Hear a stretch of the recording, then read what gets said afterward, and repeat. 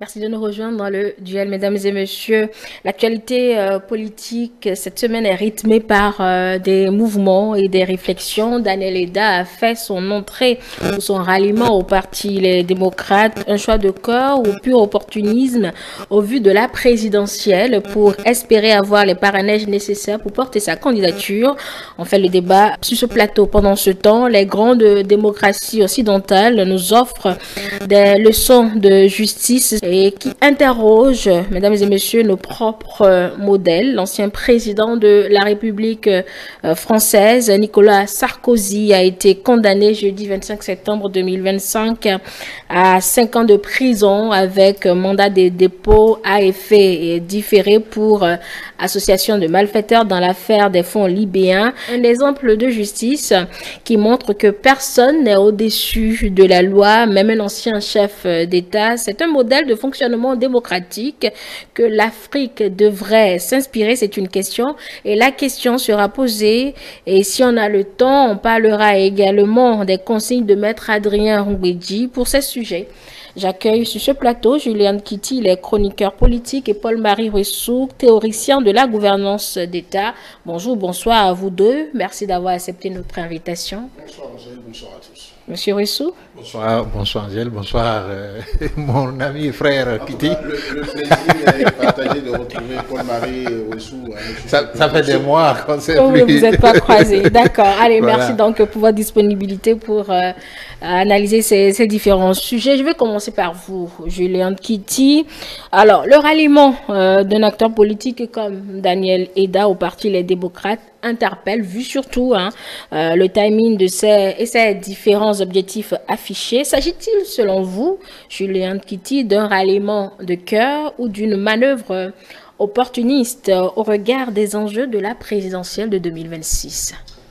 Bon, dans l'absolu, l'acte posé par Daniel Eda s'inscrit dans le contexte de la perspective des élections présidentielles de 2026. Il n'y a rien à faire. Donc, s'il n'y avait pas ces élections, je ne le verrais pas en train de s'acharner à dire il adhère au Parti Les Démocrates. Depuis que, bien avant la naissance du Parti Les Démocrates, il avait déjà affiché ses ambitions présidentielles. Il a même fait des tentatives.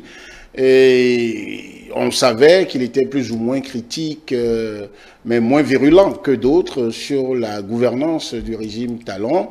Mais il allait toujours en solo. Et ce qui m'a le plus fait rire, marqué à la fois, c'est cette interview que j'ai suivie de lui, qu'il a accordée à votre consoeur de BIP FM, ou BIP Radio, si je me trompe, où on lui demandait où est-ce qu'il allait trouver les parrainages. Il a dit que son Dieu, à lui, vous savez qu'il est très croyant, chrétien sur les bords, que son Dieu, à lui, détient les parrainages. Bon, ces parrainages, il savait, en adhérant au Parti Les Démocrates maintenant, je comprends qu'il n'était pas forcément dans les nuages, donc Dieu n'allait pas ouvrir les écluses des cieux pour lui envoyer les parrainages, mais tout compte fait, donc Dieu allait toucher le cœur des démocrates pour lui donner. Alors, c'est ce qui m'amène à dire, c'est précisément, à 90%, moi je pense que c'est précisément pour ça qu'il s'impose de faire l'adhésion, parce que quand la bataille va se faire à l'intérieur du Parti Les Démocrates, avant de prétendre donc être candidat à la candidature, il faut bien qu'il soit tout au moins membre du parti. C'est vrai, je ne sais pas si le test l'oblige à le faire, mais c'est un atout, parce qu'un autre challenger peut le soulever contre lui pour dire qu'il n'est pas membre. Mais ça n'enlève rien à ce qu'il vient de faire son adhésion. Cela donne une petite teinte d'opportunisme à la chose, mais est-ce que toute la politique, tout le jeu politique n'est pas par ailleurs un assemblage d'actes opportunistes, pas toujours négatifs, mais c'est toujours parce qu'il y a un intérêt qu'on y va. Et donc, Daniel Eda, qui a une bonne image, un bon technocrate, après politique, un fonctionnaire international, qui jusque-là, je ne le vois pas traîner trop de casseroles. Et donc, si ça fait une bonne affaire pour les démocrates, pourquoi pas? Dr. Paul-Marie, sur opportunisme pour vous aussi? Bon, je ne sais pas. Hein, j'ai écouté ses déclarations à la sortie donc, de l'audience qu'il a qu'on lui a accordé. Et ce qu'il a dit, il ne transparaît pas de cela. L'idée que j'y vais pour aller candidater pour la candidature à la présidence de l'État. Non, mais il ne va pas pour cela. Non, mais il a clairement dit qu'il est candidat. Non, mais quand même, il y a beaucoup de choses en jeu. Il faut le rappeler qu'il y a beaucoup de choses en jeu. Les élections, on a appelé ça élection générale. Certains se plaisent à dire que c'est pour la première fois, c'est pas vrai. Les premières élections démocratiques que nous avons connues après la transition ont été générales. Donc, je ne sais pas pourquoi certains s'acharnent à trouver maintenant que pour la première fois, on organise des élections générales. Donc, ceci dit, c'est les élections générales. Il y a non seulement des possibilités au Parlement, mais il y a aussi des possibilités donc, dans l'exécutif. Et au-delà de tout cela, il y a les possibilités dans les autres institutions, parce que tout ça va se bouleverser au cours du mandat qui va venir. Et donc, je crois que Daniel Eda fait donc dans le réalisme à un moment donné. Il fait dans le réalisme et il veut se repositionner, parce que moi, pour la première fois, quand il est sorti pour faire sa déclaration, j'ai trouvé ça un peu trop cheveux sur la soupe et trop isolé pour représenter quoi que ce soit. Et puis aussi dans le discours, c'était pas aussi substantiel que ça.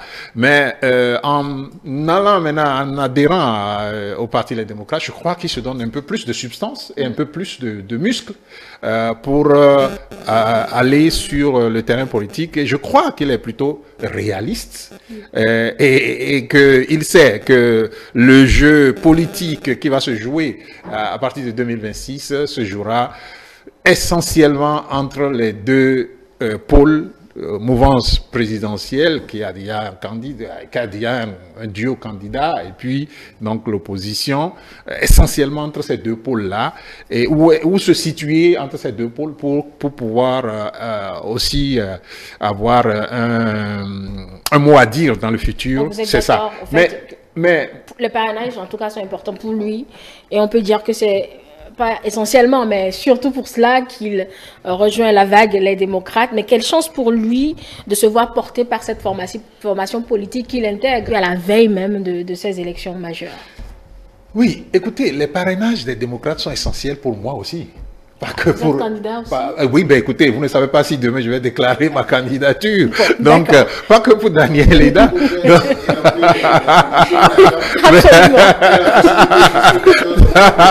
Jusqu'au 14 octobre, en tout cas, je suis un candidat potentiel. Bon, mais ceci dit, pour faire sérieux, je crois que le fait que le candidat de la mouvance, parce qu'il faut pas faire que de la lecture de sa candidature à la présidentielle et puis ça s'arrête là.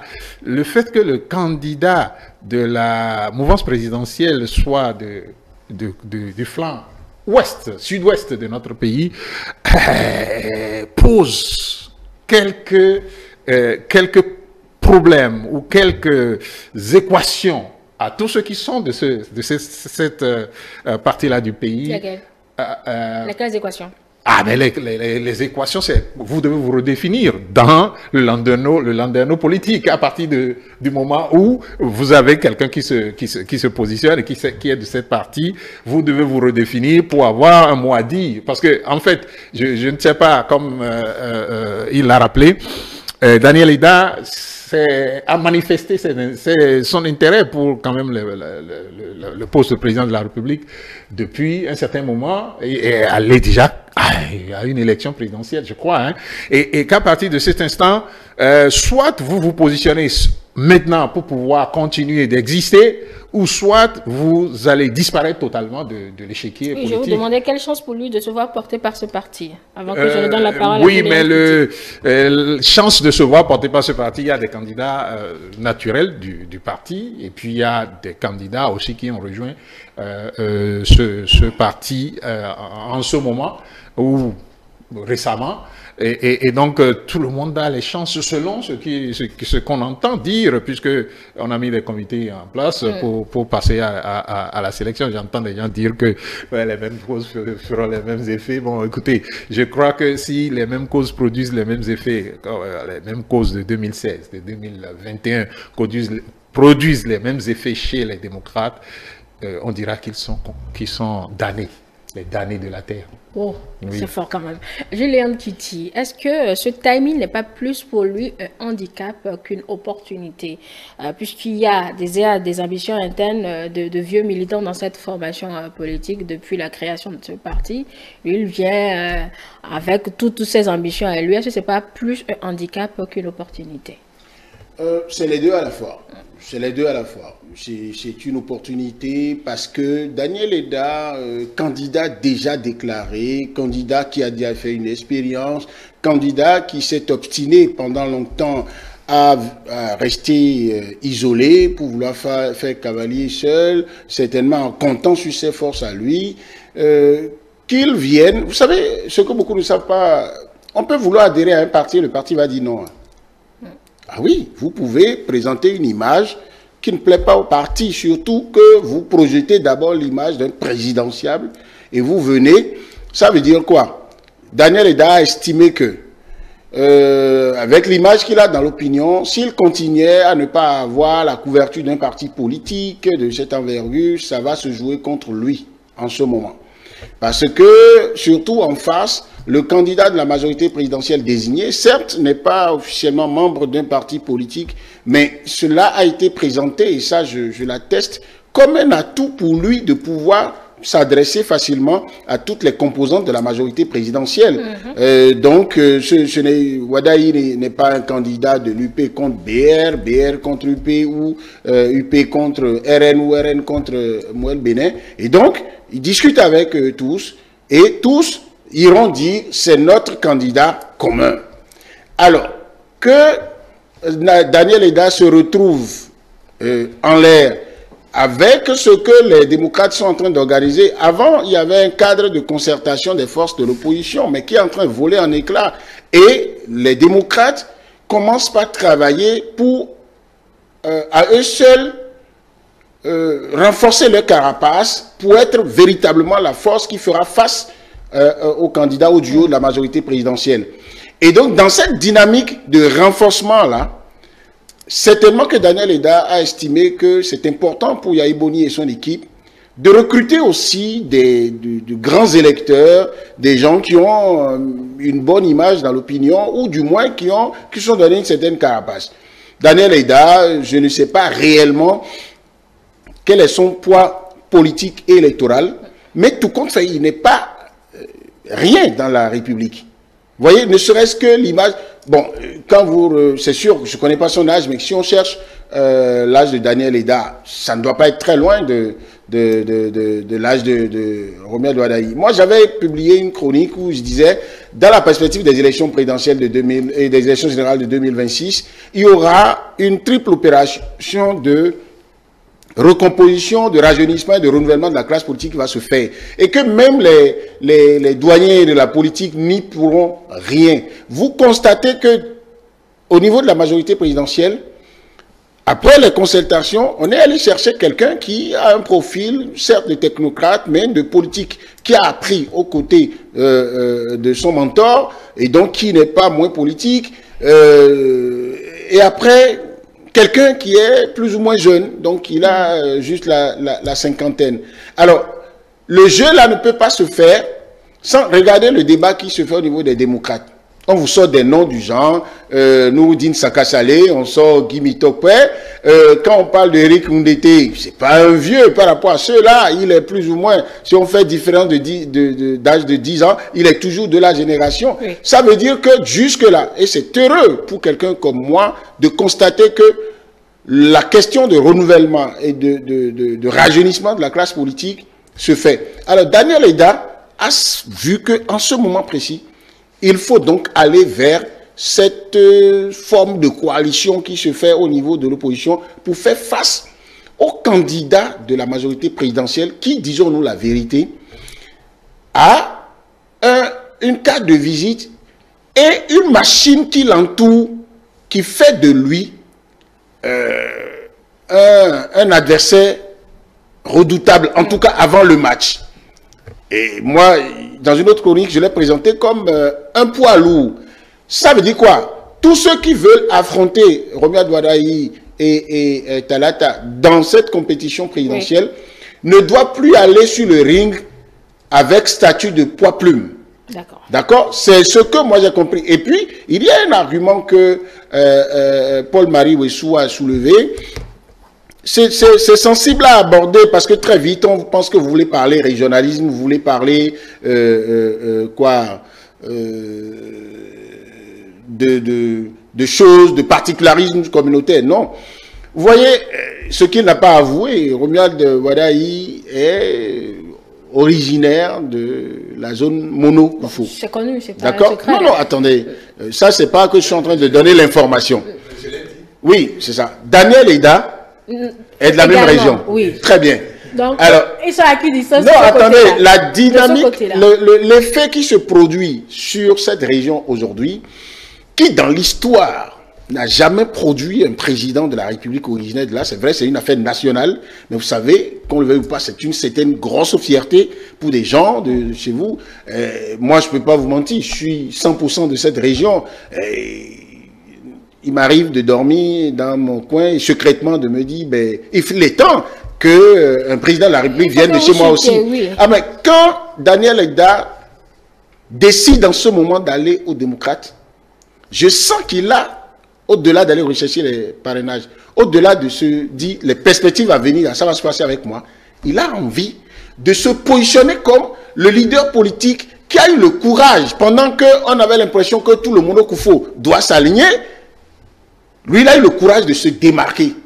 Et même s'il va aux élections et que, même si on le choisissait, il va aux élections, il échoue, ou bien qu'on ne le choisissait pas, il va être probablement une certaine icône pour le camp de l'opposition dans cette région. Et vous savez, j'en aurais fini que tout récemment, celui qui faisait office de cette grosse cylindrée pour les démocrates dans cette région, le député Basile Rossi, mais a eu une lettre qu'il finit par reconnaître que c'est lui qui a signé, même s'il dit après, j'ai pas lu. Tout compte fait, la fibre du monolait a vibré dans Basile Rossi et il a estimé que dans l'histoire, se permettre de ne pas supporter ce candidat va être un problème pour lui. C'est ce que j'ai lu. Mais Daniel Eda qui décide, au lieu de, comme tout le monde le chante dans les rues maintenant, d'être dans les rangs, il décide, parce que Daniel Eda avait la possibilité d'aller même vers la mouvance. Hein. Ce n'était pas le type qui était opposant radical, non. Donc, qu'il décide d'aller vers les démocrates, je pense qu'il veut se donner de l'étoffe pendant que celui qui tenait le flambeau est en train d'aller plus ou moins en berne avec sa machine. Une analyse dans laquelle vous vous retrouvez, Paul-Marie Wessou? Oui, bon, je crois que mon ami Kitty a fini par me rejoindre. Hein, et là, dans le fait, j'ai parlé du flanc ouest du pays et la candidature de Wadayi. Pour être plus précis, pour être encore plus précis dans cette analyse, vous savez que Wadayi, c'est Mono et Daniel Eda, c'est Koufo. Et donc... depuis quelque temps, on a commencé à parler du grand mono. Donc, laissez les monolais, les gens du Koufo se mettre ensemble dans le grand mono. Je suis désolé, mais la carte du Bénin est découpée en mono Koufo. Bien sûr, bien sûr. Et quand vous parlez même du grand mono, vous savez la rivalité entre les deux camps. Donc, bon, écoutez, on va pas... c'est vous qui le dites. C'est vous qui le dites. C'est vous qui le dites. Oui, mais écoutez, cette rivalité, à un moment de notre histoire, a presque disparu, mais a repris service, on va dire, avec les élections de 1995. Je peux vous faire un peu l'histoire. Je peux faire un peu l'histoire. Je peux vous assurer à bon monolais que c'est la symbiose aujourd'hui. Non, là, ça c'est un discours politique. Je ne lui connaissais pas le discours politicien, mais ça c'est un discours politicien. Alors, donc ce que moi je pense, c'est comme il le dit, je suis suis tout à fait d'accord que... et c'est pour cela que j'ai dit qu'il n'y a pas que les élections présidentielles et les parrainages à aller chercher chez les démocrates. Parce que, en fait, n'oubliez pas, élection générale signifie pendant 5 ans, il n'y a plus d'élection, il n'y a plus de repositionnement, il n'y a plus rien. Et si vous ne vous positionnez pas en ce moment sur un camp ou sur l'autre, pour que on puisse voir votre impact dans les élections à venir, il sera difficile après d'aller faire je ne sais quel escalier pour pouvoir convaincre qui que ce soit de vous donner tel ou tel autre poste. Et ne l'oubliez pas, toutes les institutions vont être renouvelées sous le mandat qui vient.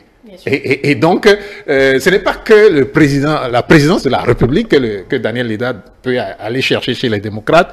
Et aussi, ce positionnement, et là on peut dire que c'est une bonne pioche pour les démocrates, parce que ce positionnement va jeter un peu de trouble dans l'eau du grand mono. Et donc on verra bien le combat se faire.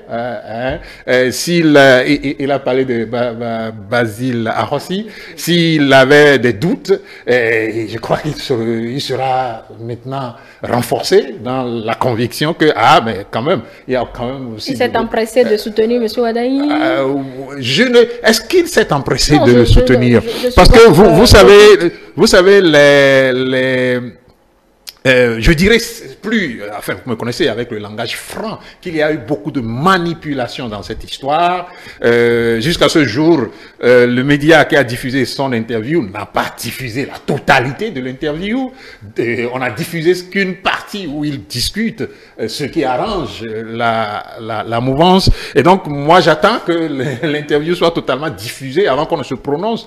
Et puis aussi il y a eu beaucoup depuis ce temps, il y a eu beaucoup d'événements qui permettent de dire que les choses ont commencé, la poussière a commencé à se reposer. Mais est-ce que les démocrates ne seraient peut-être pas en difficulté si, je dis bien si, c'était son profil qui est choisi par rapport aux ambitions internes qui existent, en tout cas les militants de vieille date qui se seraient peut-être laissés sur carreau pour prendre... un militant de la dernière heure. Oui, c'est là toute l'équation à résoudre pour les comités qui ont été mis en place. C'est toute l'équation à résoudre aujourd'hui, c'est, je ne sais pas si, comment dirais-je, nous sommes dans cette élection, nous devons rechercher, et moi, enfin, autant que je peux, dans le discours qui est le mien depuis un certain temps,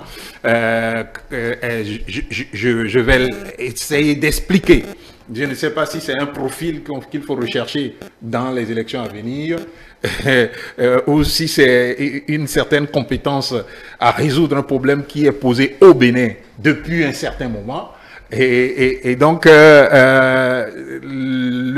l'équation qui est posée aux démocrates depuis un certain temps, c'est de trouver maintenant quelqu'un qui peut être vendu. Je parle de vendre, parce que faut pas l'oublier, une élection présidentielle, ce n'est pas je suis ci, je suis ça, c'est comment vous avez pu vendre la personne qui est candidate à l'opinion publique. Parce que, rappelez-vous, si on doit avoir rien que des diplômes en poche, des compétences ou bien des carnets d'adresse en poche, je crois que Barack Obama ne serait jamais devenu président de la République. Et je crois que Trump, qui n'a jamais été à Harvard, ne serait pas devenu président de la République si ce n'est que les Harvard et autres qui font qu'on est président de la République. Donc, il est important de savoir, et ça c'est pour les deux camps, de savoir que au-delà des diplômes, au-delà des profils qu'on peut vouloir vendre, c'est le plus important, c'est vendre le candidat sur la base des problèmes qui se posent au Bénin aujourd'hui. Et c'est là où nous, analystes, on aura les yeux pour voir qui fait mieux, qui ne fait pas mieux, et au-delà donc des propagandes sur les diplômes et autres qui ci ou ça peut avoir. Gilles Léandre Kitty, M. Eda semble offrir aux démocrates un profil plus ou moins, je ne veux pas dire idéal, mais en tout cas plus ou moins accessible pour challenger, on va dire, Romuald Wardani, si c'est que les démocrates, leur cœur battait pour Monsieur Eda.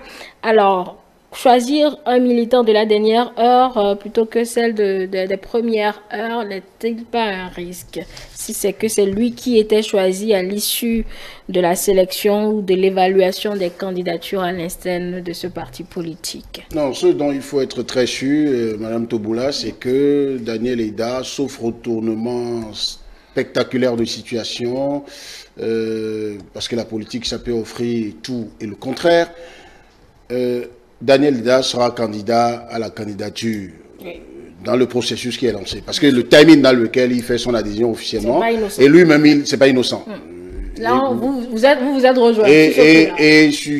Vous avez bien fait de dire qu'il ne faut pas pousser sa naïveté jusqu'à dire qu'il ne l'a pas fait pour ça. Non, c'est d'abord pour ça. C'est d'abord pour ça. Parce que le processus est lancé. Depuis, il ne l'avait pas fait, même si dans son discours, il dit que ce n'est qu'une formalité et qu'il avait toujours son cœur là. Mais moi, le premier facteur qui m'amène à lire un acteur politique dans ses actes, c'est son discours. Donc, le discours politique pour moi de Daniel Eda ne le présageait pas adhérent ou membre du parti Les Démocrates. D'ailleurs, il y a un certain nombre de batailles qu'il n'a pas faites avec eux. Parce que pendant qu'ils étaient très radicaux sur un certain nombre de principes, Daniel Eda publiait des messages de paix, parlait comme un centriste. Alors, est-ce que c'est un profil idéal pour eux? Pour moi, Daniel Eda, son recrutement et la com autour permet de faire juste d'abord la guerre psychologique. C'est d'abord ça, parce qu'en politique, c'est important. Donc, on va chercher Daniel Eda. Daniel Eda, depuis, même pour faire cette déclaration où il invitait la presse, cette conférence de presse, il ne faisait pas l'amitié aux démocrates de les inviter pour être dans le décor.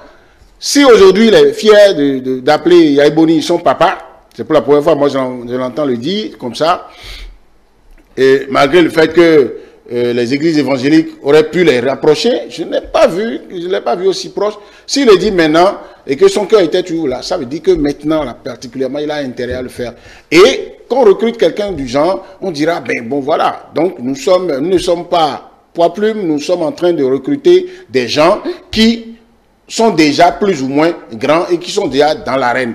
Mais, en plus, je vous ai parlé tout à l'heure, ceux qui vont réfléchir poids politique pour les démocrates dans la région d'où voilà, il est originaire, ils vont dire, ah, on est allé chercher quelqu'un de plus ou moins solide aussi dans sa région, guerre psychologique, d'accord, et de communication. Mais après, dans la vérité, quand vous voyez le parcours de Daniel Eda, moi je ne dis pas ici d'office que c'est une chance pour les démocrates. Parce que, à la fin, comme il a dit, il faut vendre le candidat. Alors, pour vendre le candidat, dans le contexte actuel, c'est qu'il faut opposer les projets de société. Et celui qui est candidat de la majorité présidentielle est depuis bientôt 10 ans membre d'un gouvernement. Donc, le bilan de ce gouvernement va parler pour lui. Certes, il ne pourra pas se détacher des passifs, mais tous les Béninois sont unanimes pour dire que ce gouvernement, les sujets sur lesquels, avec les autres expériences d'élection présidentielle, on arrivait à coincer le pouvoir en place, le pouvoir finissant qui propose un candidat, c'est sur les questions de bilan. Alors, aujourd'hui, Talon ayant dit que son souhait à lui, c'est que celui qui va lui succéder soit capable de faire mieux que lui. Et que même les éventuelles erreurs que lui l'aurait commises, que celui-là puisse corriger, je ne vois pas en face comment on viendra dire à Wadaï que, bon voilà, c'est un péché qu'on ait trouvé une seule chose à reprocher au régime dont tu fais partie. Non, il le dira clairement, je suis justement là pour faire mieux que celui que je remplace sur ce plan. Mais tout ce que celui que je remplace, nous avons eu à faire ensemble de grands, que les opposants eux-mêmes reconnaissent. Et ça, ce n'est pas un montage que on ait entendu des figures de proue de l'opposition, notamment du parti Les Démocrates, dire que celui qui va remplacer Patrice Talon d'où qu'il vienne, et qu'on ne lui fera pas de cadeau s'il doit remettre en cause les acquis par rapport à un certain nombre de réalisations. Ça veut dire que le candidat en face va vendre ça, ce qui a du très bon dedans, et il dira comment il va corriger. Mais en face, on proposera quoi? Et nous, notre génération et l'opinion, on va beaucoup comparer les parcours. Quand M. Ouessou disait tout à l'heure qu'il ne suffira pas de dire qu'on a des diplômes dans la poche, qu'on a fait Harvard, non. On a fait Harvard, ça peut être vendu. Ça apporte quelque chose, ça n'est pas rien, mais il n'y a pas que ça. Et celui dont vous parlez, si Daniel Eda vient ou quelqu'un d'autre vient en place, il leur dira, moi j'ai eu l'occasion de faire un gouvernement et pas à n'importe quel poste, ministre des Finances et de l'économie, de la coopération, pendant 10 ans. J'ai arbitré le budget de beaucoup d'institutions, de ministères. C'est un outil politique. J'ai arbitré des intérêts. J'ai parcouru le monde aux côtés d'un président qui est dans l'offensive. J'ai donc renforcé mon réseau. Ça, il dira en face. Donc, il faut aller trouver quelqu'un en face pour pouvoir, sur ce plan-là aussi, dire on a autant de capacités. Mais je ne pense pas que Daniel Eda puisse avoir ça là à vendre. Daniel Eda, on sait de lui, il vous dira que lui aussi il a fait des institutions internationales. D'accord, mais sur le plan politique, sur le plan des postes de responsabilité au niveau national, c'est son handicap, son talon d'Achille. Et c'est pourquoi d'ailleurs je vois Paul-Marie Ouessou lui souhaiter, presque en priant, que Daniel Eda, même si on ne le choisissait pas comme candidat des démocrates, qu'on puisse lui trouver un poste dans les institutions. Il allait jusqu'à dire que tous les postes seront vacants. Il allait jusqu'à dire que tous les postes seront vacants avec le régime à venir. Puis je vous avais dit, attends, vous avez fait de la consultation gratuite pour Daniel Eda pour lui dire, si on ne te choisit pas pour être président, reste tranquille, tu pourras occuper des postes de responsabilité. Paul-Marie Ouessou, je vous voyais sourire. Est-ce un acquiescement ou une désapprobation? Vous réagissez pour qu'on passe au second sujet. Oui, mais j'ai tellement aimé le discours de Kitty parce que, vous savez, c'est ça ce que je dis, c'est-à-dire que l'opposition, il lui faut de la compétence pour vendre. Parce que si l'opposition a de la compétence pour vendre, ce discours-là est battu en brèche en une seconde.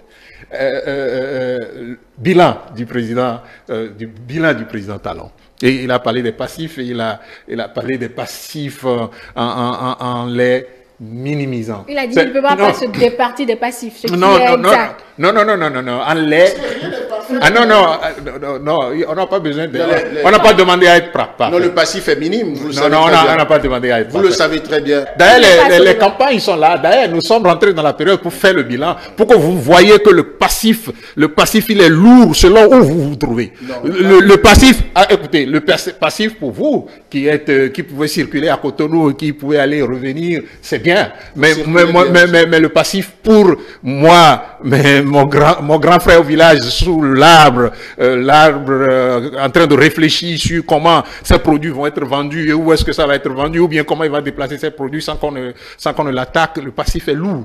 Donc le passif dépend de qui il parle. Et donc, non, écoutez, écoutez, donc le passif est lourd et c'est pour cela que je dis, c'est un travail technique de vente de candidats dans le genre des 4 éléments essentiels du discours politique, à savoir mettre la lumière sur les forces de l'autre, d'évaluer les forces de l'adversaire, mettre de la lumière sur vos... Donc c'est ce que vous êtes en train de faire. C'est ce que vous avez envie de c'est ce que vous avez fait en projetant au visage de tout le monde que le candidat, sans avoir fait, enfin Harvard, ce n'est pas rien. Harvard se trouve aux États-Unis, je vais vous rappeler ça. Et je ne sais pas combien de présidents sont passés par là pour être président.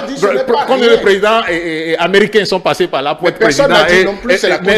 Mais chacun d'eux a un bilan dans le fait que les États-Unis sont première puissance au monde. Donc Harvard n'est pas l'essentiel. Harvard, c'est quelque chose, mais ce n'est pas l'essentiel. L'essentiel, c'est la compétence de celui qui va nous diriger dans le passif, l'autre passif, à savoir que vous et moi, on se voit sur les plateaux depuis un certain temps. On a le courage de le faire, mais il y a beaucoup qui n'ont pas le courage de le faire. Parce parce que l'atmosphère qui est installée est une atmosphère difficile, compliquée, mais de vous peur. Nous ne sommes pas inquiétés. Moi, je ne sais pas, vous êtes en train de parler. Donc, non, c'est essentiel pour moi ne pas considérer les personnes, de ne pas regarder les personnes pour le moment. La personne qui est là, elle n'est pas essentielle. Ce qui est important, c'est le discours, c'est la capacité à projeter la personne dans une certaine posture de résolution des problèmes du pays. Vous savez, Mitterrand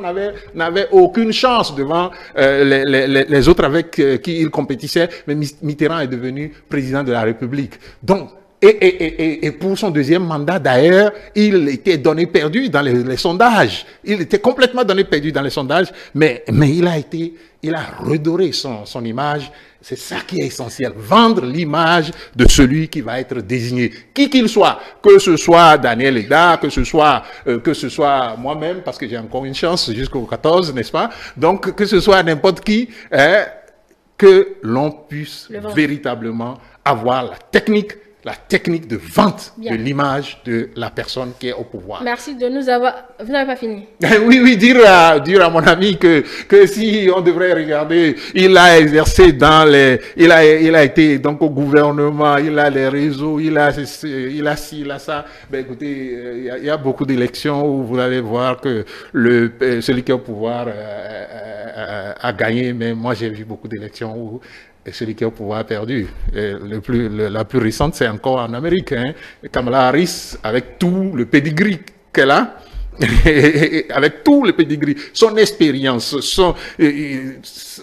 la hauteur de tout ce qu'elle a comme profil pour être présidente de la République. Et pourtant, c'est Donald Trump qu'on est allé chercher. Je suis libre de voir le verre à moitié vide. Je suis libre de le voir à moitié plein. Bien sûr. Mais je peux simplement dire que il ne faut pas non plus négliger. Nous sommes en train de faire des Ce ne sera pas un long développement, malheureusement. Non, nous sommes en train de faire des analyses où nous sommes obligés de tenir compte d'un certain nombre d'éléments techniques. Et là, c'est avant la compétition. Bien sûr. Mais quand vous donnez l'exemple des États-Unis, vous voyez, vous pouvez être gagnant, vous pouvez avoir sur votre carte de visite un profil qui vous donne gagnant dans une compétition.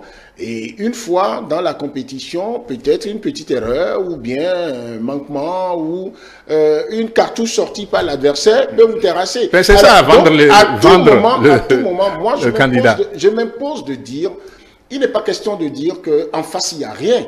Non, la preuve, vous avez vu comment j'ai parlé de Daniel Eda, mais je suis obligé de dire également, dans l'étude comparative qu'on est en train de faire pour savoir si Daniel Eda va être une chance pour les démocrates, je prends Daniel Eda, je le dépose dans mon panier d'analyse forme et je vois ses forces, ses faiblesses, ses opportunités, menaces. Et je dis Daniel Eda, ce qu'il n'a pas, que les démocrates ne peuvent pas avoir ici et maintenant à vendre de lui, c'est ce qu'en face, déjà, on peut trouver. Ça ne veut pas dire que les démocrates n'iront pas trouver la bonne sorcellerie politique pour pouvoir trouver les moyens et faire douter le candidat d'en face. Moi, je sais par exemple que la machine autour du candidat de la mouvance travaillera à ce qu'il n'y ait pas de place pour que les adversaires puissent... C'est de bonne guerre. Parfait. Allez. Si on a des candidats sérieux... Il y a tellement de places et de choses. Pendant ce temps, déjà, c'est de pas à venir.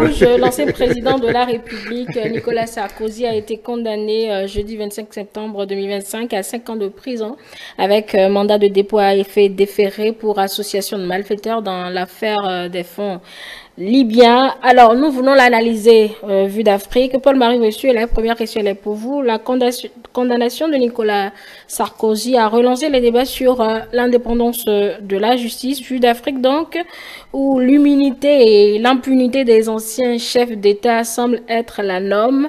Est-ce un impensable ou une leçon à tirer pour notre continent? Bon, il faut d'abord commencer à dire que l'histoire de Sarkozy avec la justice, contrairement à ce que nous connaissons dans nos pays en Afrique, l'histoire de Sarkozy avec la justice est, à mon sens, un peu détachée de qui est au pouvoir. parce que ça a commencé depuis Hollande. J'espère que vous vous rappelez. Ça a commencé depuis Hollande et c'est passé sous le président Macron.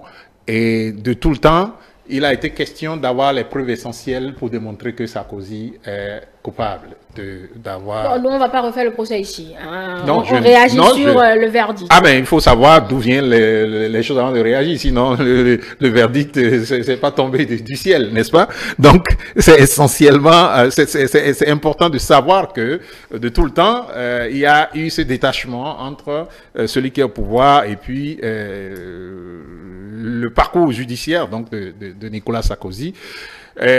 Qu'on en arrive maintenant à la conclusion que Nicolas Sarkozy est condamné. Dans un premier temps, moi,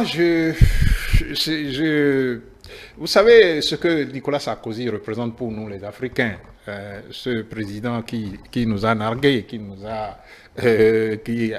a été à la base de tout ce que nous savons en Libye, et qui pense que nous ne sommes pas entrés dans l'histoire. J'espère que maintenant que la condamnation est tombée, que lui-même comprendra que tout en nous qualifiant comme il l'a fait dans le temps, et en se mêlant donc financièrement avec les pouvoirs politiques en place en Afrique, puisque c'est de ça qu'il s'agit, et il n'était pas donc dans de bonnes postures pour nous faire la leçon. Mais ce qui est clair, c'est que il a été condamné. Les uns disent que c'est une condamnation politique, et ça vient de son camp. Mais les autres restent placides, je vais dire, par rapport à cette condamnation. Pour moi, Nicolas Sarkozy est un personnage assez... Vous savez, il est venu au Bénin ici, hein, sous le président, je crois, Talon. Non, pardon, le président Yahi. Le président Yahi dans le temps. Nicolas Sarkozy, c'est un personnage assez bizarre pour moi par rapport à nous, les Africains. Monsieur, je vous repose ma question. Oui, Est-ce un impassable pour l'Afrique au vu de l'immunité des chefs de l'État qui semble la norme? Non, mais c'est justement là que moi, je parle du personnage pour que vous voyez que ça, il peut pas avoir là. Il peut pas avoir là un exemple ou un modèle.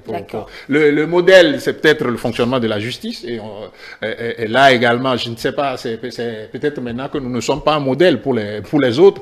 Et moi, je ne veux pas qu'on aille chercher les modèles ailleurs. Les modèles sont en Afrique. Nous avons eu un modèle de justice qui fonctionne normalement ici au Bénin et n'a pas besoin de la France pour nous donner des leçons sur le modèle de comment ça fonctionne. Et j'ai dû peindre le personnage pour qu'on voit à peu près ce dont il s'agit et que tout ceci n'est pas un modèle pour nous. Moi, je trouve pas de modèle dans... vous voyez, les leçons, la France nous donnant des leçons. La France n'a aucune leçon à nous donner. Hein. Sinon, en matière de démocratie, on a plus de choses à donner à la France que d'en prendre. Je vous pose la même question, Julien Kitty.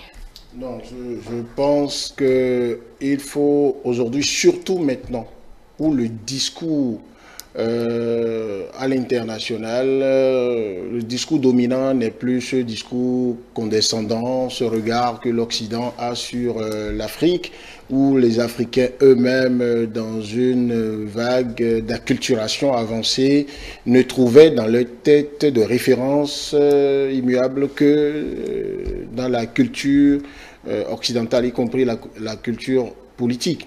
Maintenant, si nous rentrons dans... On ne peut pas répondre à cette question sans s'intéresser à ce qui a conduit à la condamnation de Nicolas Sarkozy et au personnage de Nicolas Sarkozy dans ses rapports avec l'Afrique. Vous ne pouvez pas demander...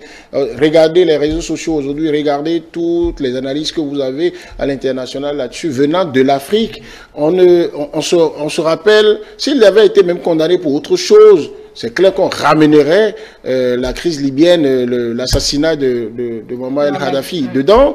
Mais voilà que c'est précisément par rapport à ce dossier-là qu'il est condamné.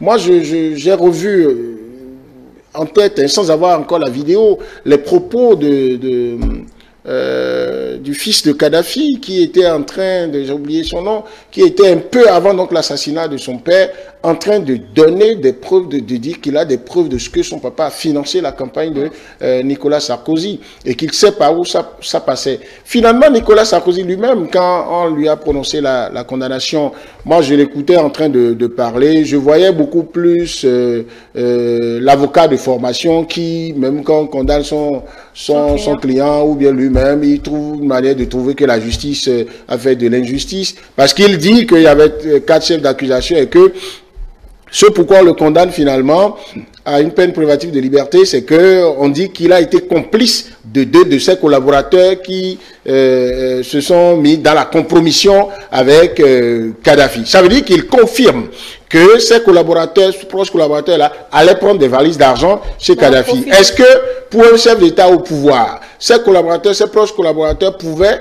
et pour l'histoire que la France a eue avec la Libye ou Kadhafi, pour avoir salué Sarkozy seulement, là, c'était comme une restauration de son image. Et donc, est-ce que ses collaborateurs pouvaient aller chercher cet argent-là sans le hockey de Sarkozy? Là, vous refaites le débat un peu. Non. Ce que je reprochais à Paul-Marie Wessou tout à l'heure. Non, c'est pas, s'il ne faut pas faire ce reproche-là. Pourquoi il ne faut pas faire ce reproche? C'est que, d'abord, on n'a pas les mêmes procédures de saisine ou les mêmes procédures pour traiter des questions, pour que la justice connaisse des infractions commises par des anciens chefs d'État ou des ministres dans l'exercice de leurs fonctions. Ici, nous avons une haute cour de justice. Et le débat qui se fait par rapport à cette haute cour de justice depuis, c'est la procédure de saisine qui est suffisamment compliquée. Mais l'idée du législateur, en ce moment, il fallait le comprendre. Nous ne sommes pas de culture à nous amuser avec l'image de quelqu'un qui a été chef, qui a dirigé la nation. Mais je vais vous donner un exemple que j'évitais de donner. Je vais vous le donner puisque c'est devenu public. Vous savez qu'il est arrivé tout récemment qu'un citoyen français a giflé le président français. Est-ce que dans notre culture c'est accepté? Je ne vois pas ce qui pourrait amener un citoyen béninois, africain, à vouloir tenter quelque chose du genre. Et si pas extraordinaire cela arriverait, on ne regarderait pas ça en Afrique avec la même banalité qu'en France. Alors, cela ne veut pas dire qu'il ne faut pas se réjouir de ce que des anciens chefs d'État ou des leaders africains, quand ils sont convaincus de faire répréhensible au regard de la loi, qu'ils soient condamnés. Maintenant, ces exemples ne manquent pas en Afrique. Seulement que ce n'est pas avec la même célérité, pas avec ce même degré d'indépendance de la justice. Parce que vous voyez, ça se passe comme ça avec Sarkozy en France, mais le pouvoir français fonctionne comme si ça ne les intéresse pas.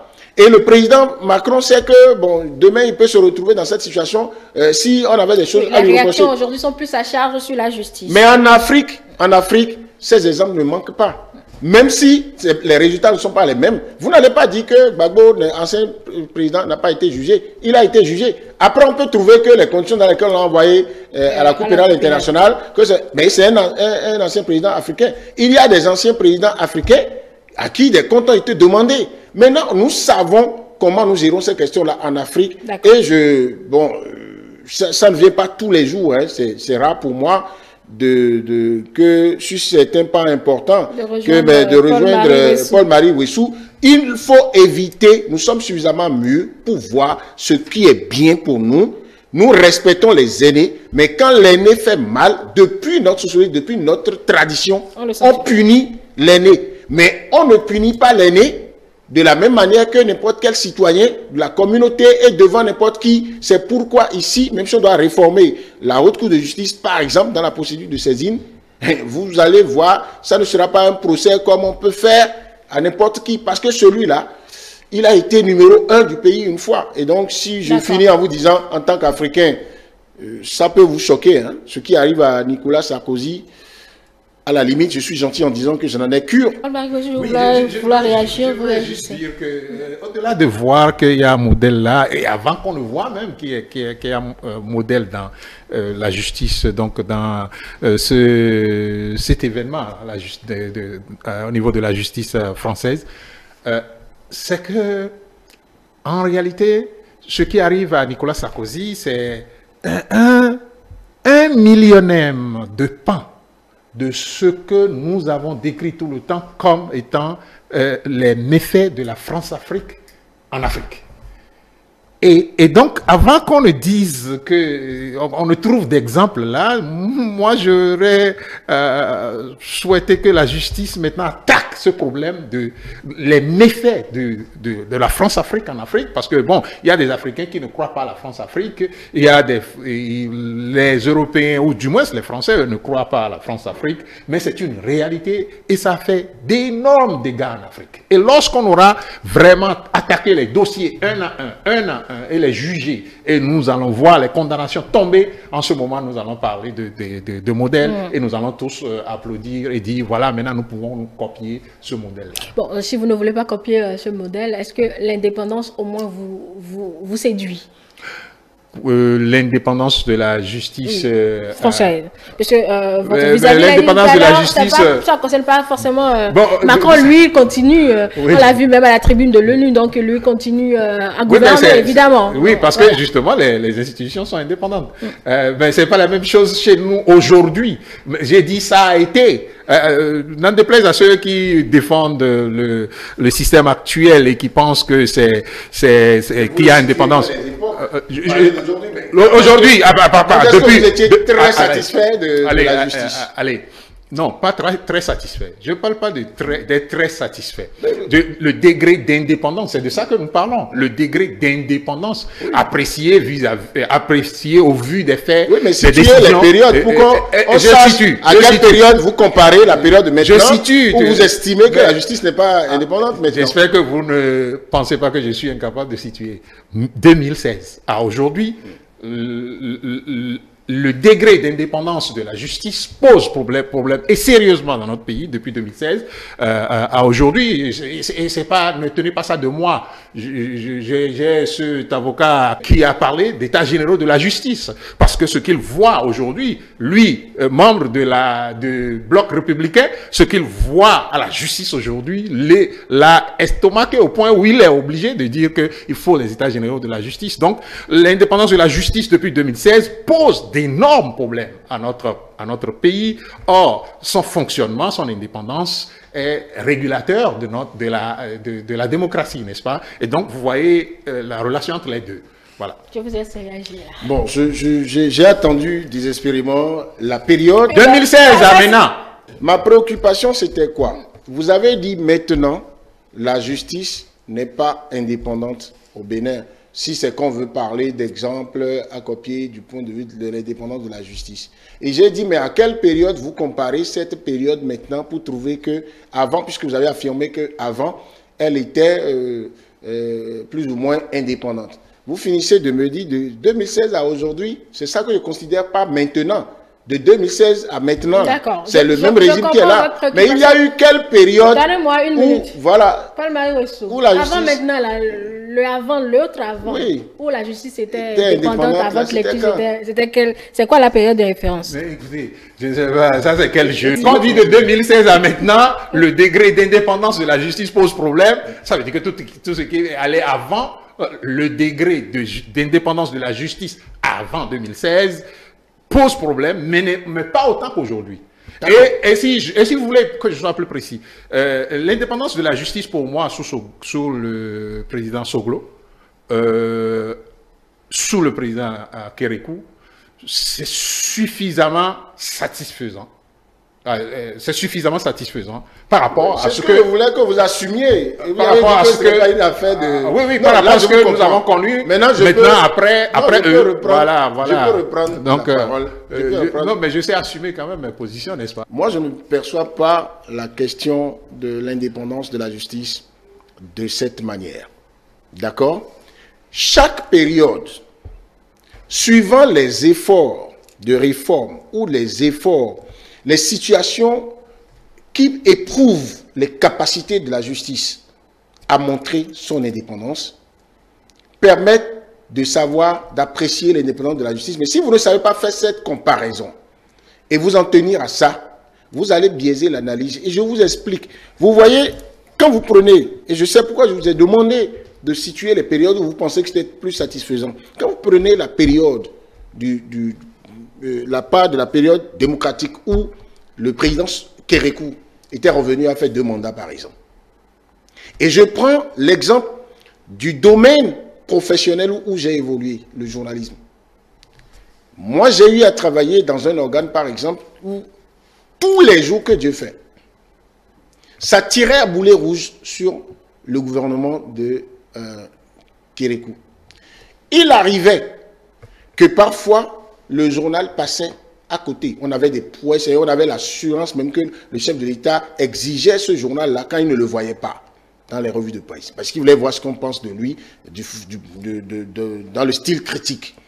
Mais on nous guettait sur là où on allait se planter. Mais il est arrivé plusieurs fois que le journal soit passé à côté où les sources d'information aient donné de fausses informations. Et ce qui avait été fait en ce moment, on appliquait les tests en vigueur, on prenait les responsables de ce journal, on prenait les journalistes qui avaient produit ces articles-là, et les sanctions pouvaient aller jusqu'à la fermeture de l'organe de presse. Mais vous savez quelle était la vision du président Kérékou et les propos qu'il tenait qui allaient avec. Il est arrivé au président Kérékou de dire une fois, mais si ces journalistes-là, puisque vous dites qu'il n'y a pas d'emploi, si ceux qui sont journalistes-là, écrivent tout ça là sur moi, pour dire qu'ils savent ce qui se passe dans ma chambre à coucher, sous mon lit, ça peut leur permettre de manger, laissez-les écrire. Vous et moi, plus ou moins, nous partageons quelque chose, nous avons l'art de pouvoir décrypter le discours. Ce que le président Kérékou avait dit en ce moment ne signifiait pas qu'il célébrait la presse, que ce qui avait été fait, ce qui se faisait, était très bon. Il disait, même s'il faisait mal, même si ce qu'ils écrivaient me faisait mal, moi, si ça peut leur permettre de manger, de faire. Ça, c'est lui. Ça, c'est lui. Alors, est-ce qu'on doit reprocher à quelqu'un qui prend le pouvoir, après, qui instaure un système où il dit les réformes législatives sont autorisées et quand c'est fait, les lois qui sont en vigueur s'appliquent à tout le monde et il faut que chaque citoyen, en plus d'exercer son droit, ces droits que les dispositions légales lui réservent, il faut qu'il développe le sens de la responsabilité. Il faut qu'il réponde de tout acte qu'il pose qui enfreint à la loi. Mais monsieur Kiti, vous ne répondez pas à la question là. Je dis, en tant qu'intellectuel, l'indépendance de la justice, où qu'elle s'applique, où qu'elle se manifeste, me séduit. Yeah. Et je dis, le contexte dans lequel ça se passe en France, c'est pas aujourd'hui que les gens ont instauré ça. Ça fait partie même de leur culture. Il y a des choses qui nous dérangent ici, qui ne dérangent pas le français.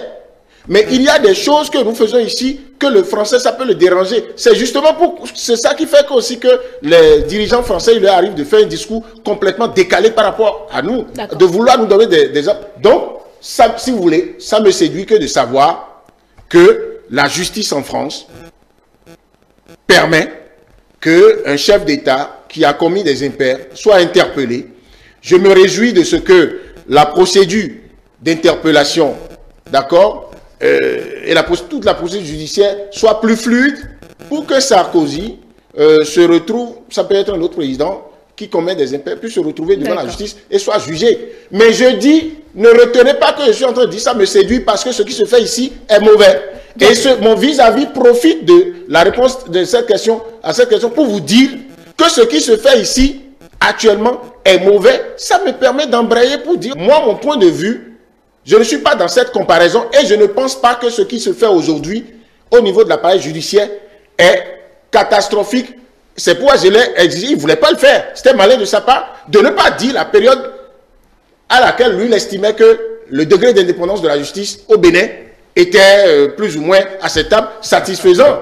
Et c'est pourquoi il ne veut pas que j'aille sur ce plan. Et je viens de donner l'exemple. L'exemple que je viens de donner. Non, attendez. Non, mais on a attendu longtemps quand même. Oui, parce que là, vous avez dit... En quoi ça vous gêne que je vous dise la période du président Kérékou que vous avez donnée? Oui. Vous avez dit Sogo, vous avez dit Kérékou.